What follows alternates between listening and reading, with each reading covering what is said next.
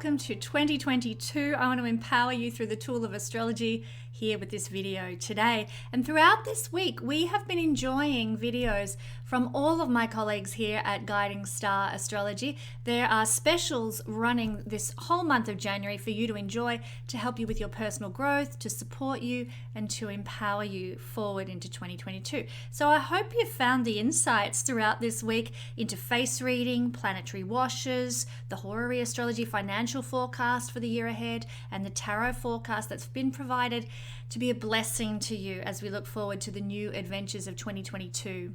And don't forget to head over to the website and make your booking with all of my wonderful practitioners here at Guiding Star Astrology. My readings have been on sale for quite some time, and this is because we've been going through some difficult, dark days.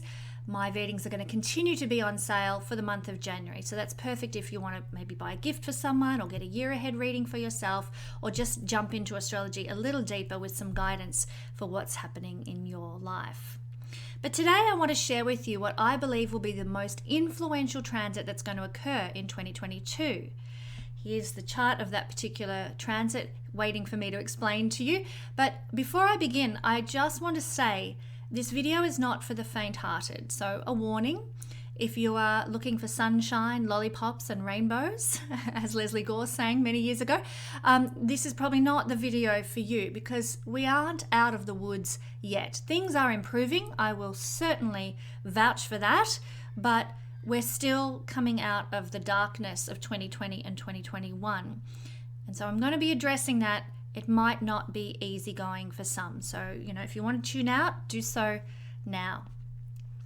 I want to start by reading you something from a book that I adore by one of my, a very inspirational person in my life, Dr. Brian Weiss. And this is the book, The Same Soul, Many Bodies. It talks about reincarnation and the fact that we remember our past incarnations when we jump into our psyche through regression work. And if you've never done regression work, then I highly recommend checking out Robin, my regressionist's offerings. They're on sale now.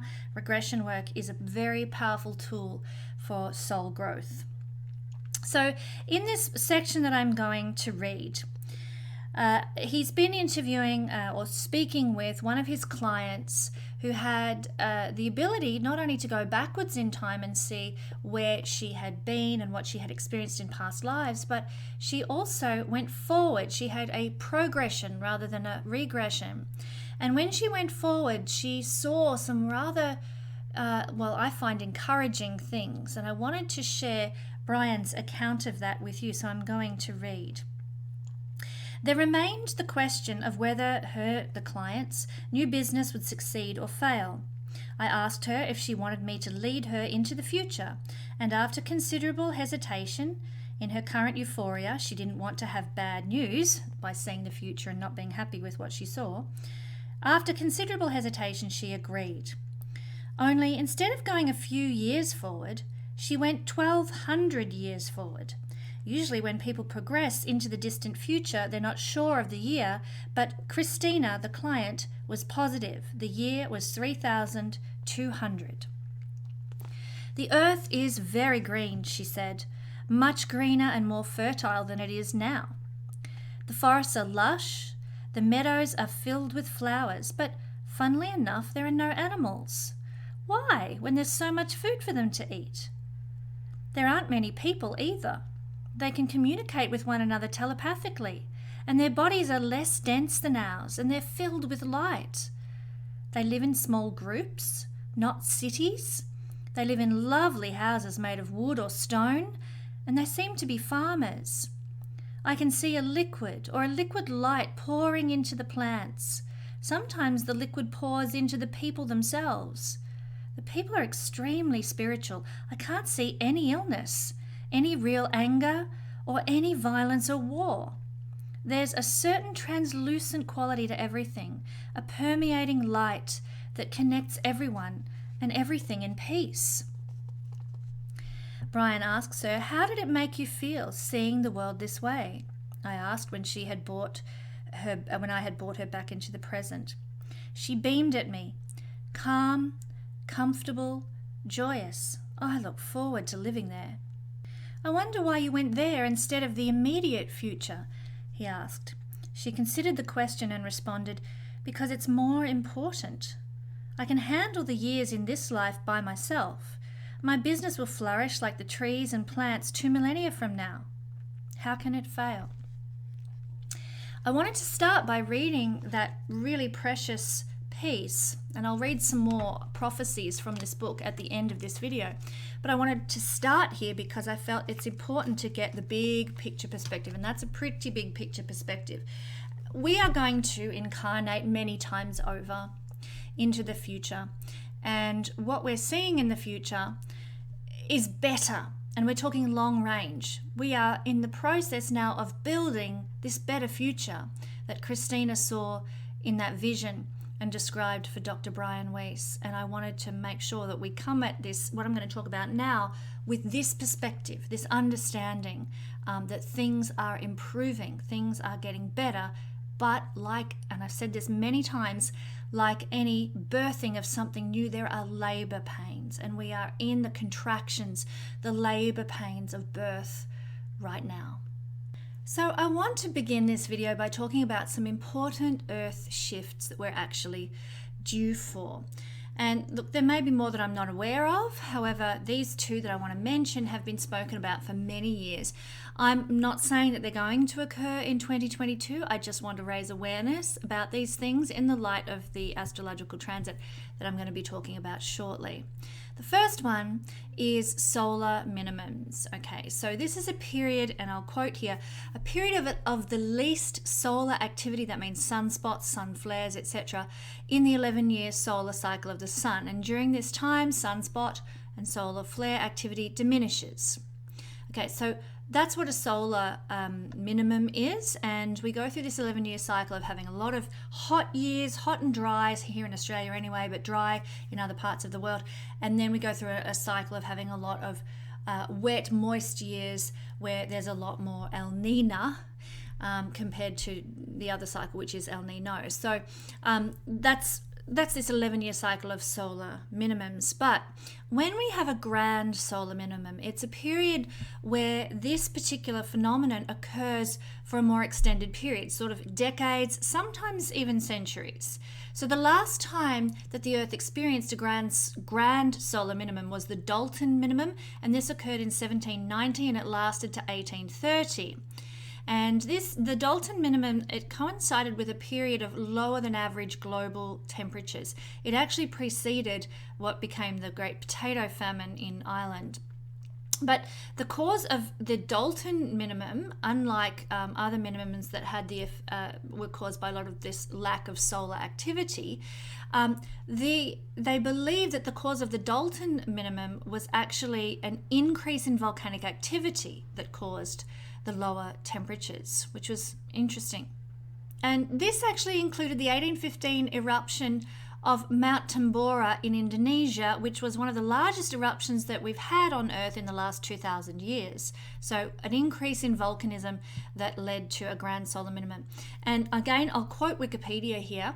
The rise in volcanism may have been triggered by lower levels of solar output, as there is a weak but statistically significant link between decreased solar output and an increase in volcanism. So they're linked, they're tied. So critically, the Earth is actually due for another grand solar minimum period or cycle. And in fact, some scientists actually believe that we've already entered into this cycle, and they're predicting that it's going to last from 2020 through to 2053. So keep that thought in mind before I talk about the chart for later this year in 2022.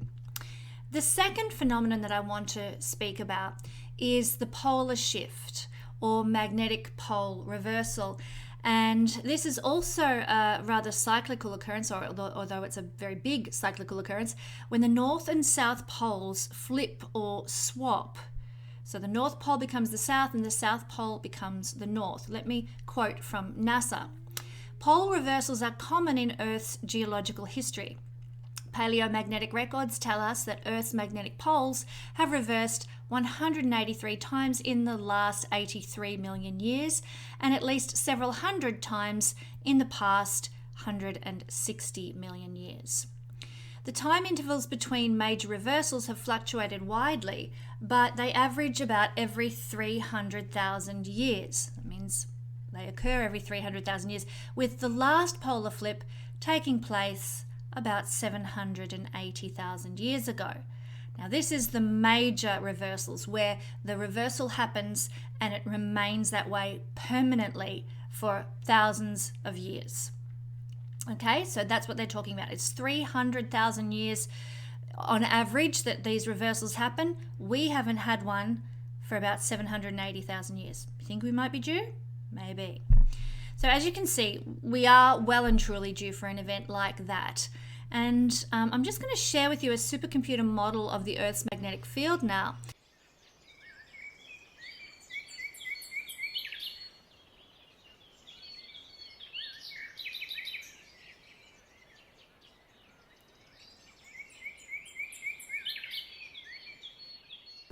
On the left is a normal magnetic field, typical of the long years between polarity reversals. And on the right is the sort of complicated magnetic field the Earth has during the upheaval of a reversal.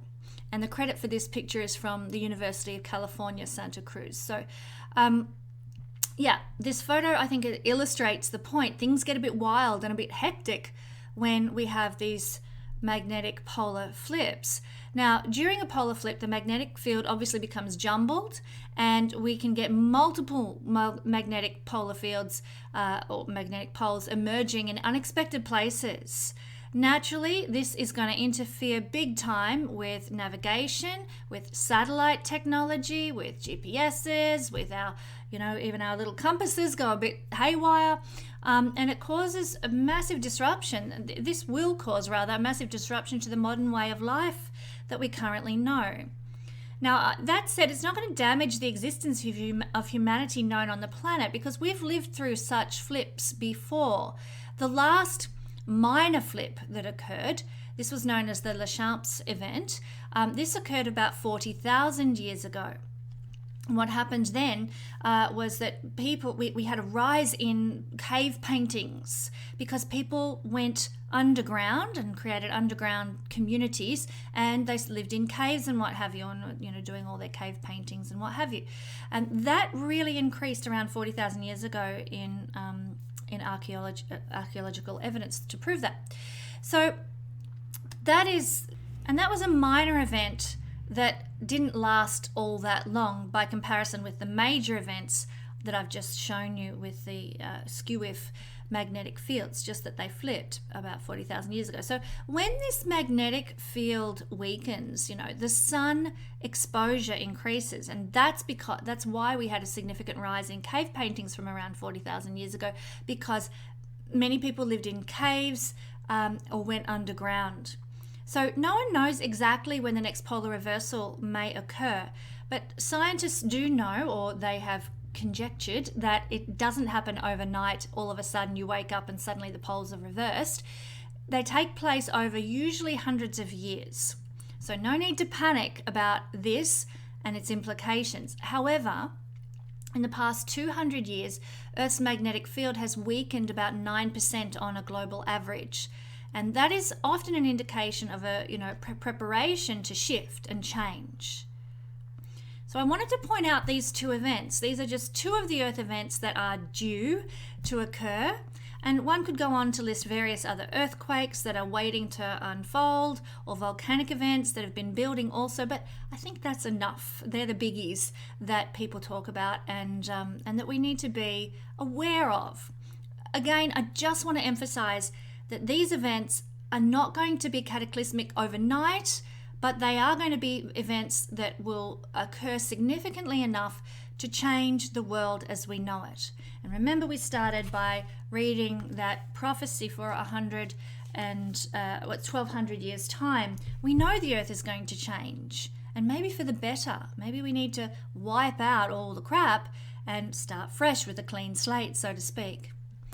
In August, or on August the 1st, 2022, we're going to be experiencing a significant transit that could see some further triggering around these types of Earth events.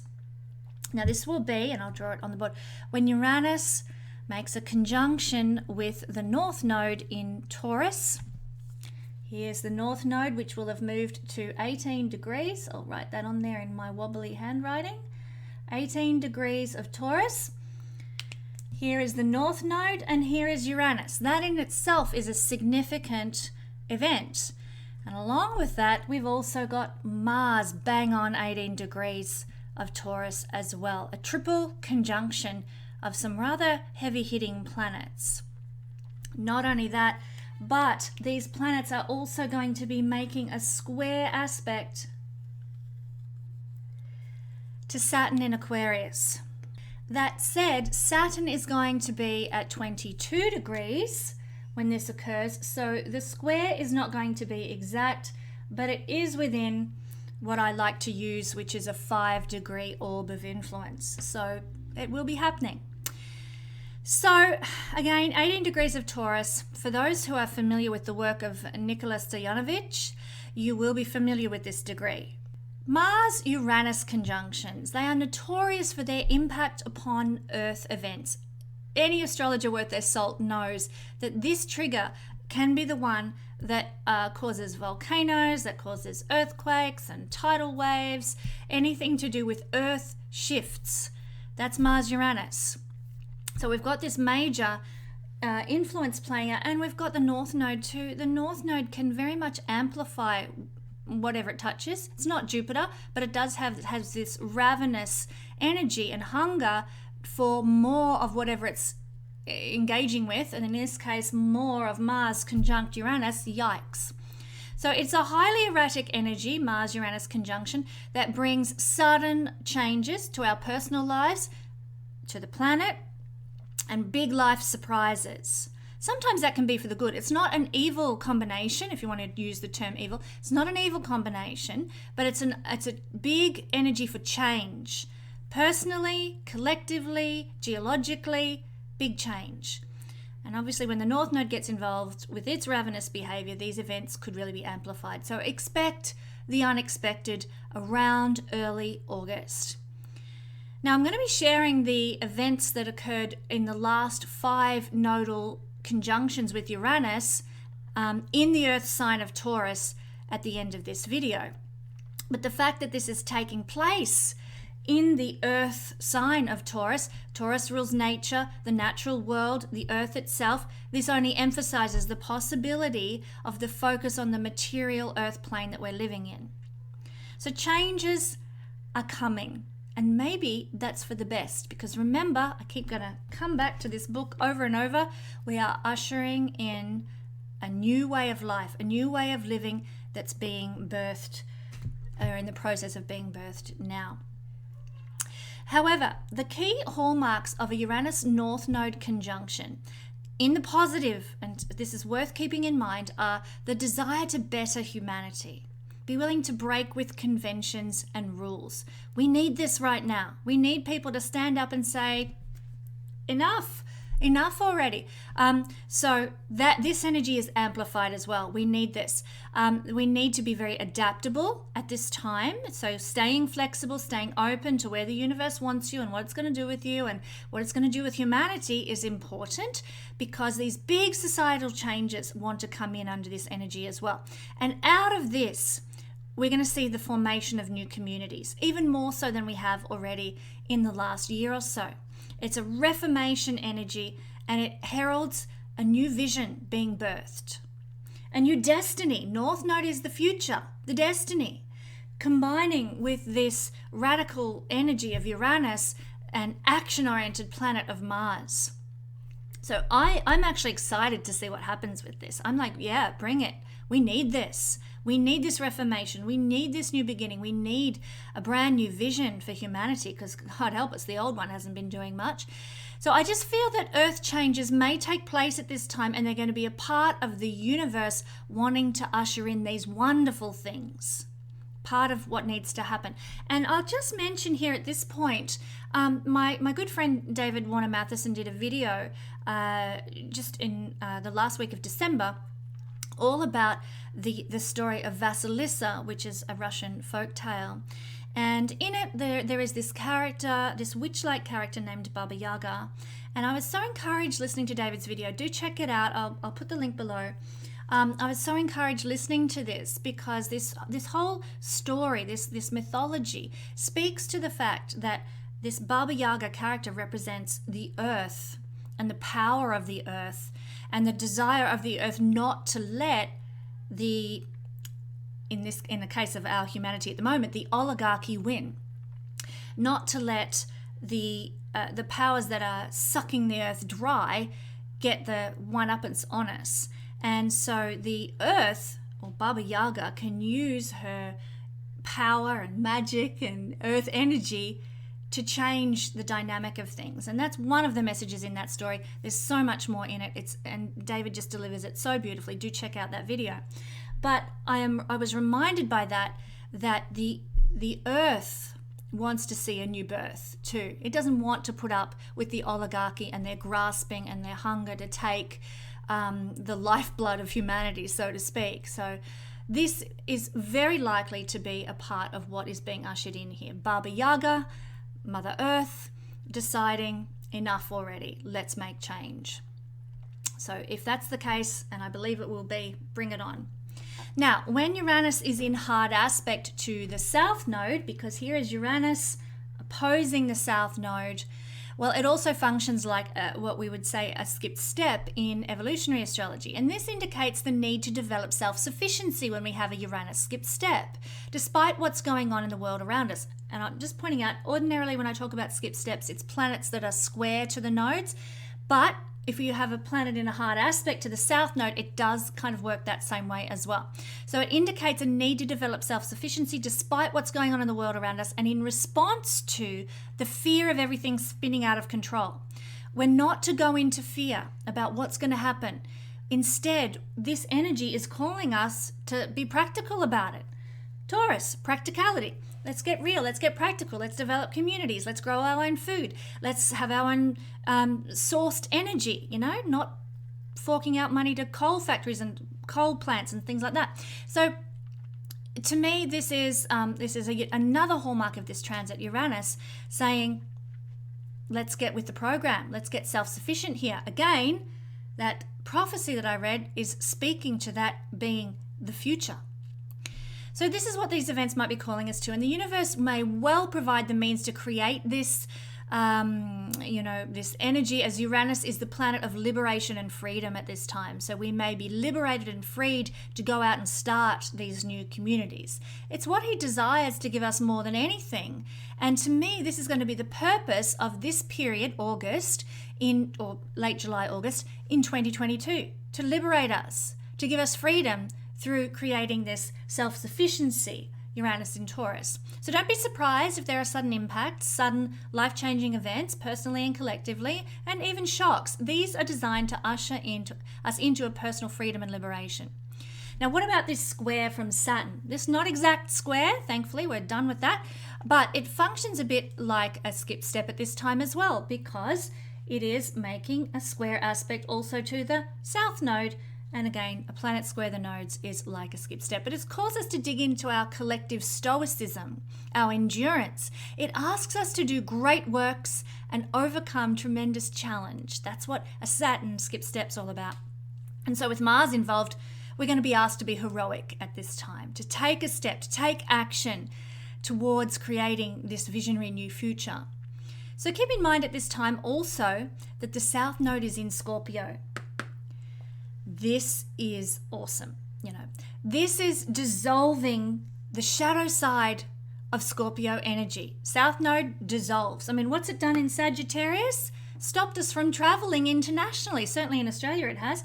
It's dissolved our ease of travel between countries and cultures, which is a Sagittarius thing. Now it's going into Scorpio. It's going to dissolve the influence and the agenda, as well as the hidden secrets and the criminal activities of powerful people. Scorpio is powerful people, its hidden secrets, its criminal activities, their agendas, their secrets, they're going to come out. They're going to be dissolved. They're going to be exposed now with the South Node moving into Scorpio. Scorpio is also to do with, in its shadow side, toxins, cruelty, death, and tyranny, to name a few. Dissolving is what the South Node does wherever it goes. It will dissolve toxins, cruelty, death, tyranny, etc. I'm looking forward to this transit very, very much. So much of the purpose of what unfolds in and around August is going to be to dissolve the influence of these things on humanity and usher us into more of this North Node in Taurus energy. What's that all about? Taurus is our own independent self-sufficiency, our nature-based living, our security and material safety. It's natural energy, it's individual empowerment, it's a focus on the land and on new financial systems. It's a focus on, the natural way of eating and living, organic food and so forth. So it's just that we are likely to experience the Mars-Uranus North Node conjunction as the route to obtaining that end, North Node in Taurus energy. I'm all for it. I'm ready. Are you? So as August approaches, do keep in mind this big picture, that of the promise of a new Earth that is going to unfold as we go through these things. And stick with me to the end of this video because I have a wonderful further prophecy to share on this topic from Brian Weiss as well. But let's just now quickly explore the last 5 conjunctions of the North Node with Uranus in the sign of Taurus. They only occur every 84 years, so they're rare and therefore they're impactful and powerful, and that's why I believe this is going to be the key transit of 2022 because it's such a rare cycle. So the first one, we go back to the 24th of January 1939. This occurred at 13 degrees. Uranus conjunct the South Node in Taurus. This time it was the South Node. Back then it was the South Node. This time it's the North Node. And you'll see that they change. One time it'll be South Node, next time it'll be North Node, next time South Node, next time North Node. They kind of go through this 84-year flip cycle. So to get a conjunction of the North Node with Uranus, that actually hasn't occurred since 1855. So a very long time between these energies. But back to 1939 at 13 degrees of Taurus, there was a trine to Mercury with this particular combination as well. And what happened at this time? There was an earthquake in Chile. It killed 40,000 people. Uranus rules earthquakes. We also had the first nuclear fission experiment, and this is Uranus is to experiment. And Uranus doesn't relate to nuclear energy, that's a Pluto thing, but Uranus is to experiment with things, and so that does connect with the themes here.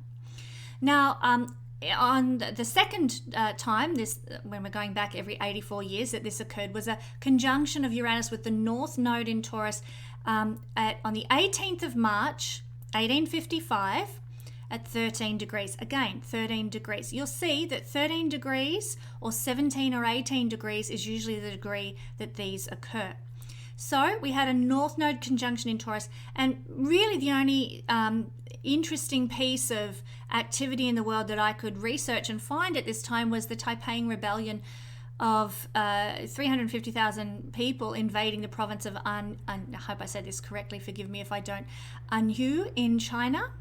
Uranus rules rebellions. So that was an example of, this rebellion army, 350,000 people invading a province of China. So we may see a rebellion again at this time, and that might be the only outcome that we get. We might not see any earthquakes. We might not see any nuclear fission experiments. This could be the outcome, is that we rebel, and God knows that wouldn't be a bad thing.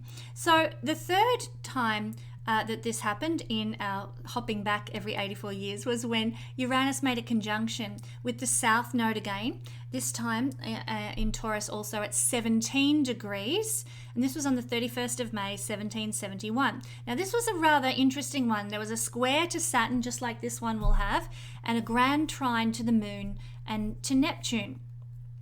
And the only predominant historical events that were recorded because of this energy were the American Revolutionary War, the Battle of Alamance, I hope I said that correct, forgive me if I don't, and the Battle of Lanakorna, where Russia defeated Poland. So there were two battles, and they were these revolutionary energies of war. the American Revolutionary War, and Russia defeating Poland, that were part of this influence. Now, stepping back even further, another 84 years, we come to Uranus making a conjunction, this time again with the North Node, and this was on the 14th of July, 1687, and this one was at 18 degrees.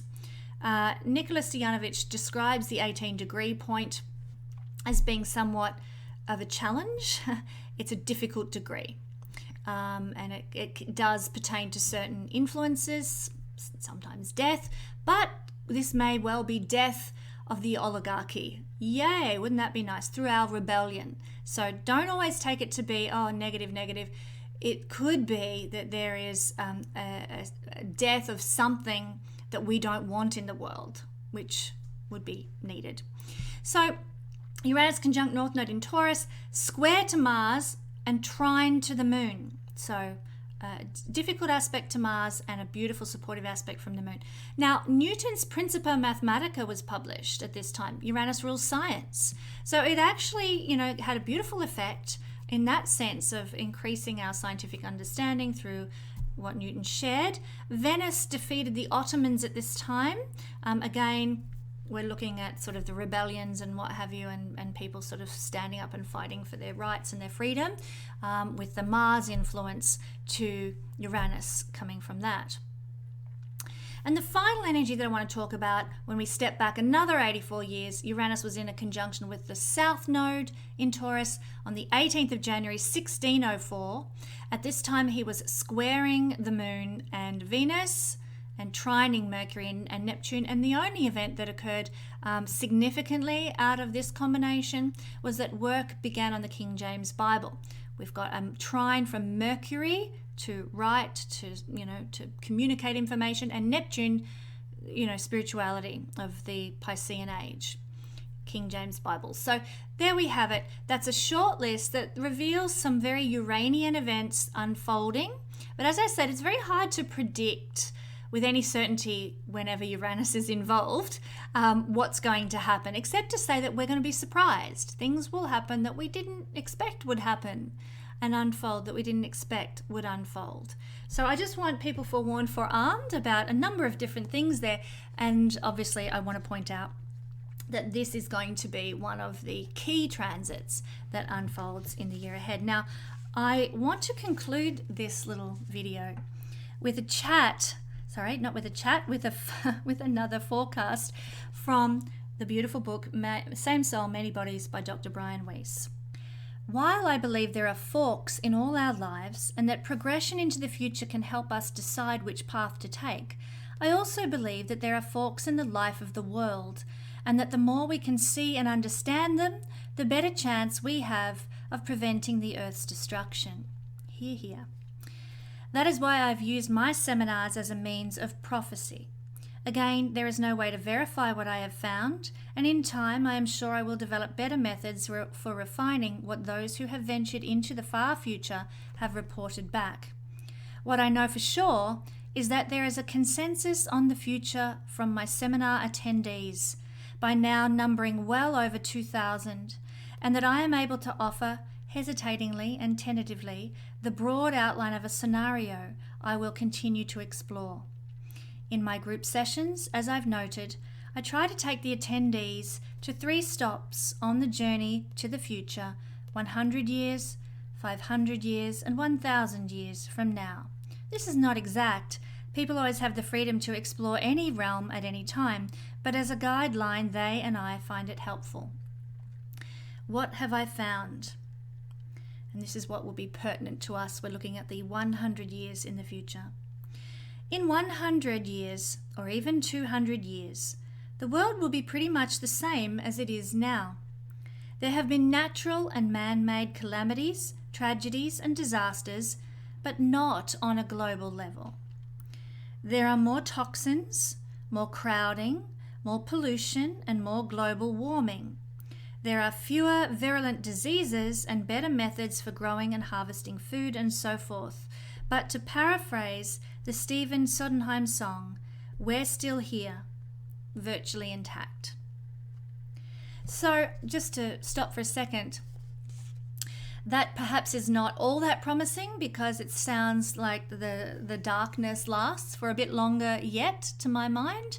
But I like to keep in mind that we are going to reincarnate many times into the future, and we are looking forward to that utopia that I mentioned in the early part of this video. Let me continue on. After this period, it could be as near as 300 years or as far away as 600, there will begin a second Dark Ages. In the sessions, people seem to be foretelling ominous events closer to the 300-year date.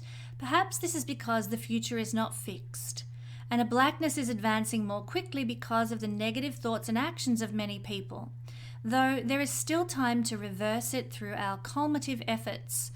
This middle period is by far the most difficult to pinpoint.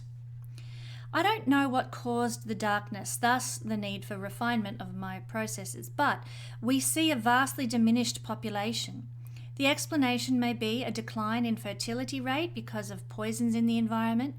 Already there is ample scientific evidence that sperm mortality rates are decreasing. But viruses, poisons, asteroids, meteors, wars, plagues, or an as yet undreamed of calamity may also be responsible. Some of us won't reincarnate in that time. Our consciousness may have changed enough so that we'll be watching from another place or another dimension. Bring it.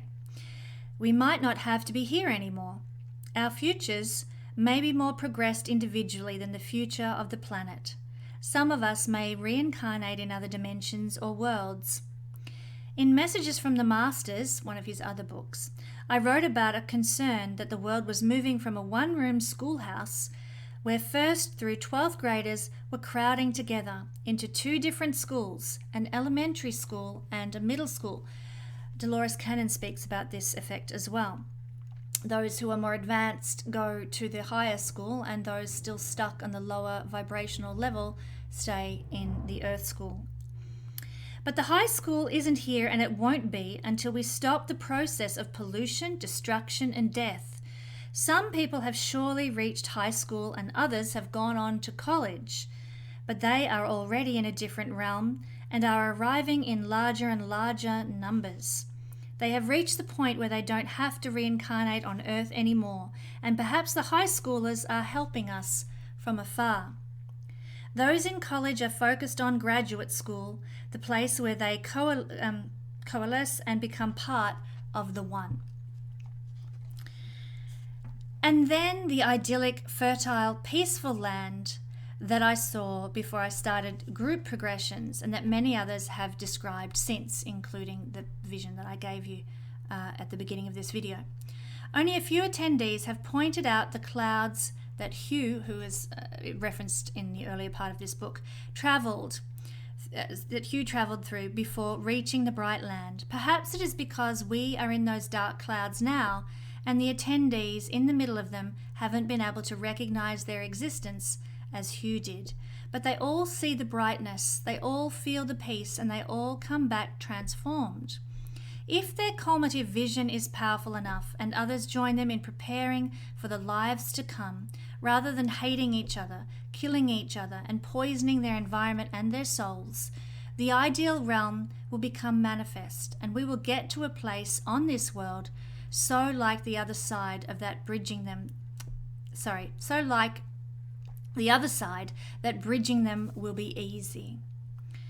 Since I am mortal as well as immortal, my present concern is with the now and the difficult time to come, for we are not forced into the future even though our behaviour seems to be limiting our options.